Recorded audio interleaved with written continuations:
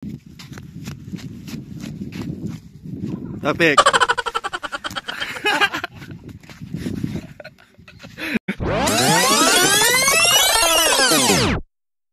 Ops. Ito talaga yun eh.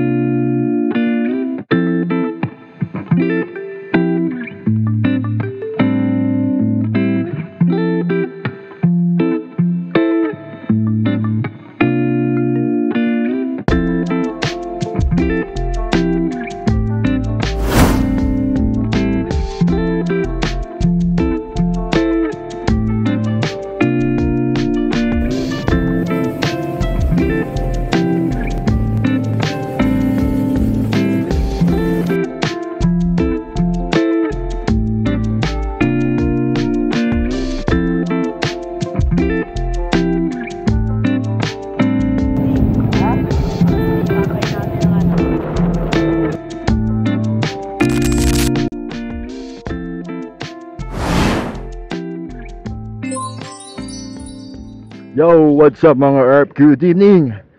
Today, nandito tayo sa San Pedro and bibiyahe tayo ngayon. Papunta tayo na ang Quezon, sa Narciso, Quezon. So, malayo-layo yung biyahe ito mga Earp. So, magpapagas muna sila dito. Full tank. So, inintay namin ngayon si Jello and time check natin today is 10:09. Siguro makakalis kami dito 10:15, 10:13. Alright. Zap, Je? Ha? Masyado rawat-rat ha? Gagi, hindi tayo rarat-rat. Sayang sa gas. Eko lang tayo, eko. Ingat. Let's go! Alright mga Earp, binyan na agad tayo. Alright mga Earp, Binyan Olivares na tayo ngayon. The famous Binyan Olivares.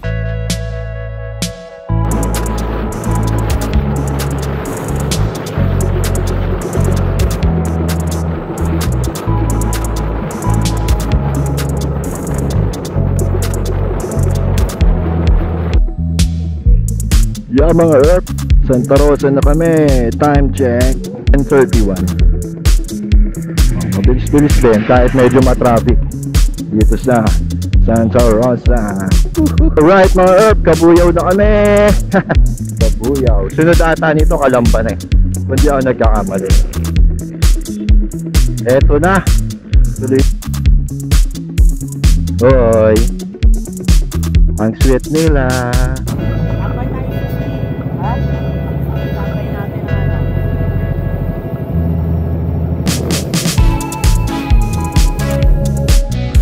Oh, welcome to province of Quezon. Sa Quezon na kami mga Earp. Alright mga Earp, oras na 12:34. Pahinga muna kami. Ilang oras din yun ha. 2 oras lang. Saan na ba tayo? Sariaya, Quezon. Ito, may paano to? May pasanwan yan 12:35. San Juan, Batangas? Ha? Batangas? Yan ako lumabas doon nung galing kami sa Hilayo. Pero galing sa kabila kami dumaan. Di ba yun yung kasal ni Mel? Dito tayo dumaan? Hindi, dun sa unahan yun. Dun tayo, di ba yung Arco? Malapit lang yun dun eh. Ibay ng ano, hindi naman natatanggal. Di man nahuhulog. Itong ano natin. Itong tent. Sige. Ito muna kami mga Earp. Yan.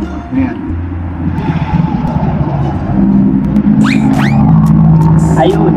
Nagbulag tayo sa palengke. Karyaya na tayo mga trupa. Tama. Konti na lang. Rito, no? Hindi, kalahati pa pala. Alright mga Earp, back na ulit.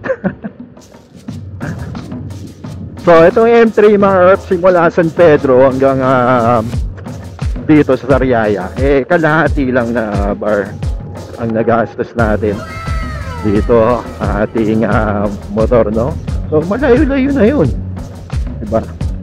Kaya siguro isang full stop eh, no, papunta sa ating pupuntahan. Saan nga ba? Launa na.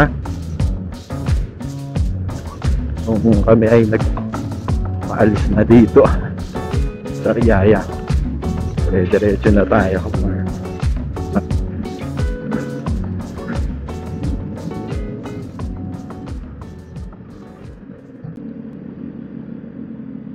Oh, kinangina.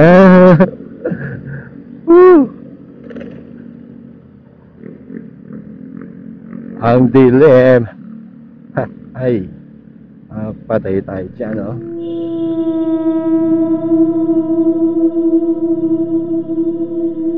Puro paangat to.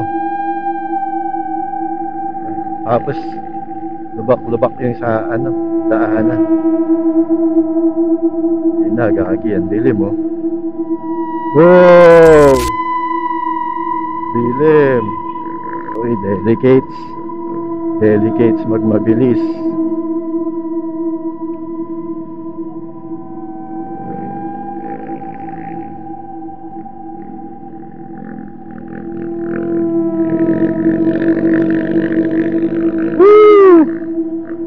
Yan na, kurbada.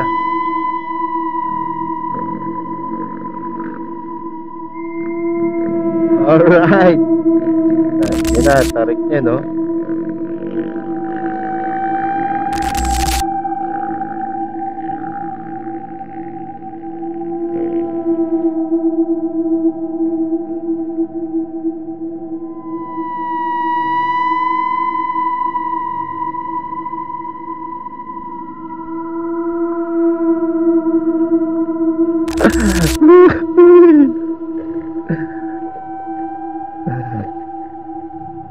Natakot.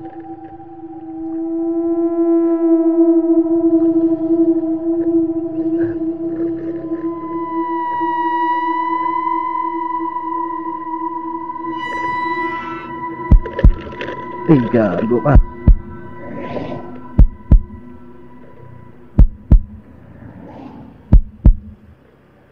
Subak.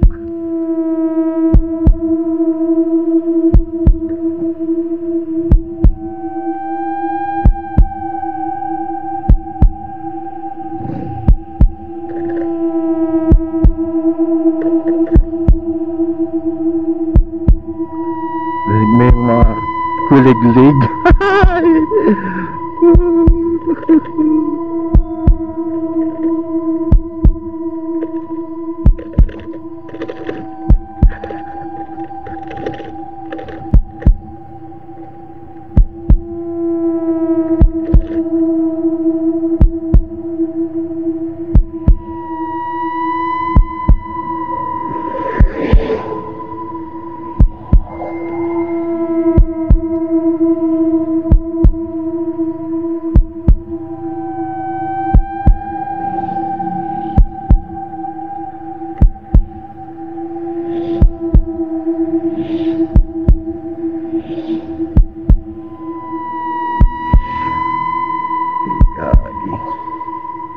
Kurbada.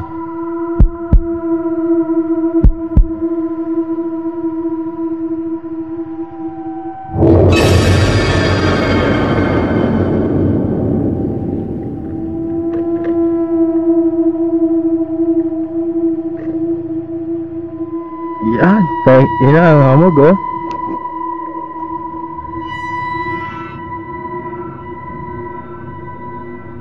Ina, creepy.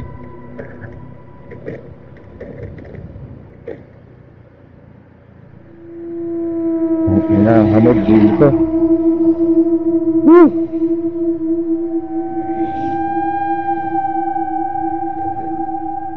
Gagi ang hamog.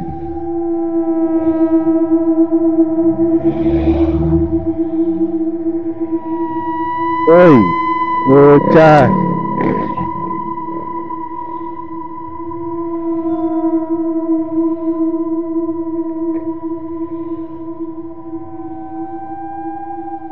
Gagi, hindi ko makita. Nagina, matakot.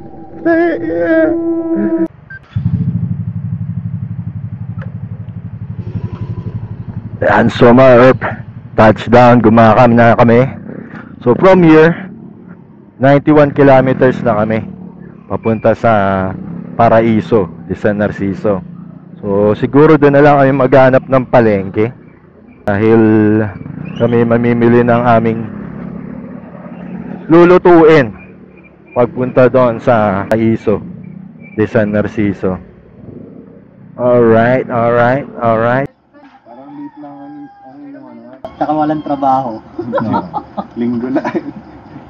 Nakakanabihan. Sakto ngayon. Sa alikasan ng mga endurance.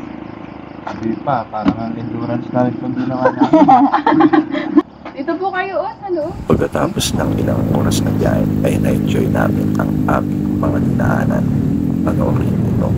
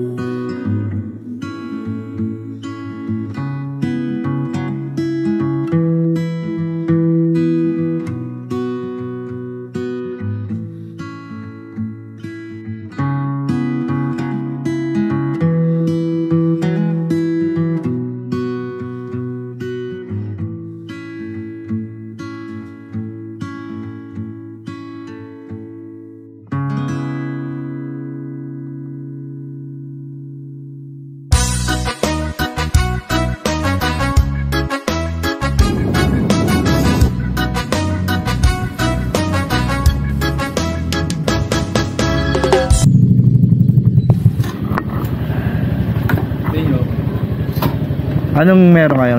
Regular? Meron din. Full tank? Simula dito ay nagtanong kami kung saan papunta sa Paraiso de San Narciso at halos isa't kalahating oras rin ang aming binahib. At dahil nga walang signal dito ay nagtanong-tanong pa rin kami sa mga lokal na taga dito.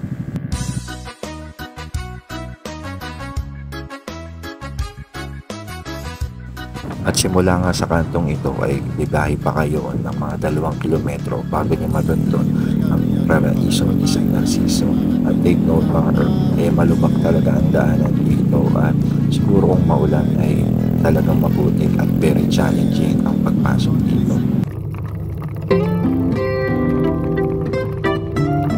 Swerte na lang namin at umayad sa amin ang magandang panahon.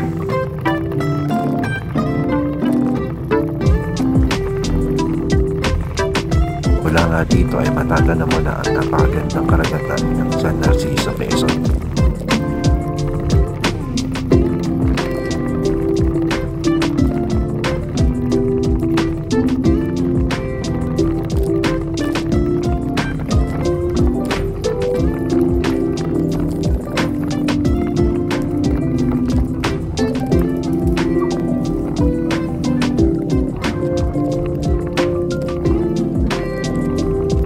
Kahit nga malubak ang kalsada ay hindi namin pansin dahil sa magagandang tanawin.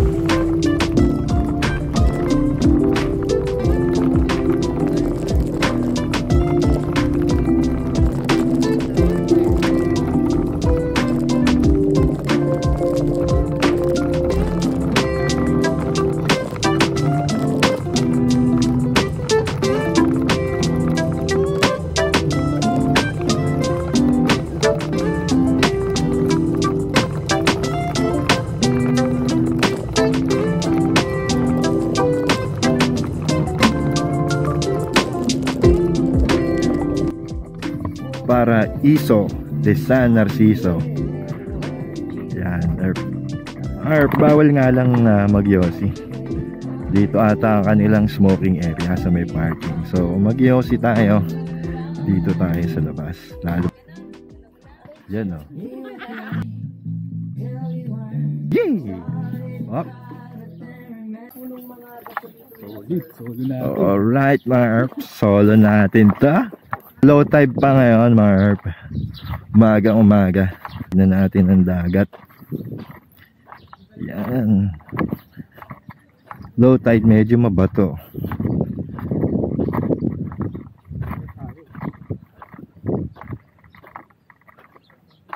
Yan, pag Saturday night daw meron ditong yan may party, may live band. Yan oh.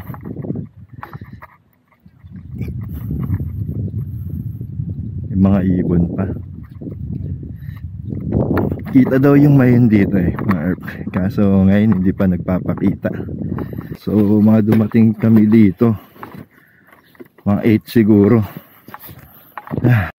Cabana Rentals is 1,500 for overnight, pero dahil advance booking kami ay 1,000 na lang ang aming binayaran. Plus may kasama na rin kayong ihawan para sa inyong mga pagkain. Dito tayo. At para nga makamura kami ay nagdala kami ng sarili naming tent. At take note mga herp, 200 overnight lang dito kung may dala kayong tent. Chef, anong menu natin? Sinigang tsaka liempo. Yan. Ned Adriana nagpagupit na. Extension na, nabenta ko na ibang motor ko ha.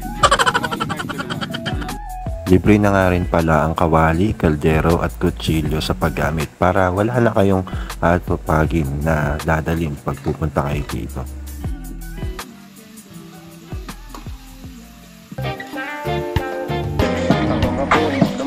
Ay, mga herbs. Nung parang malagkit. Sabi ko sabay tayo.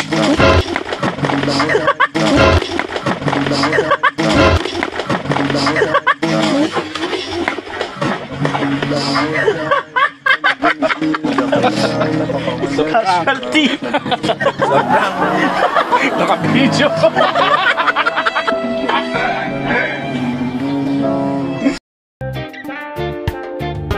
Talaga namang sinulit namin ang aming bakasyon dito. Sinamantala namin ang pagkakataon na wala kaming pasok at hindi namin pinagsisisihan ang araw na ito.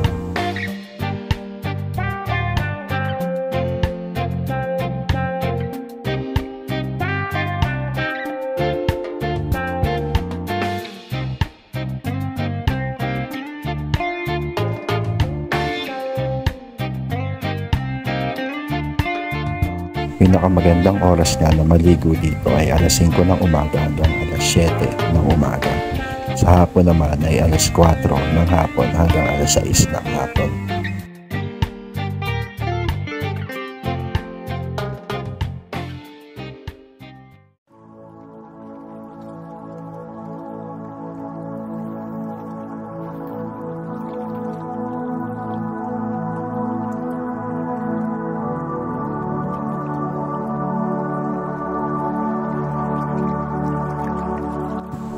Iba pa rin talaga ang feeling na gumising ka sa harap ng karagatan. Napakamapayapa.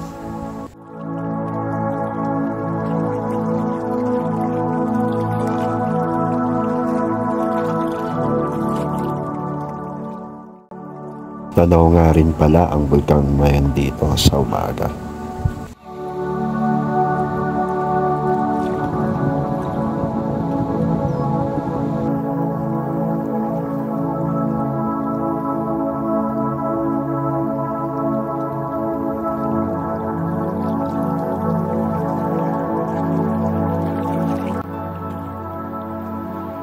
At dito magtatapos ang aming paglalakbay. Salamat sa panonood mga herp. Please like, share, and subscribe para updated kayo sa aming future adventures.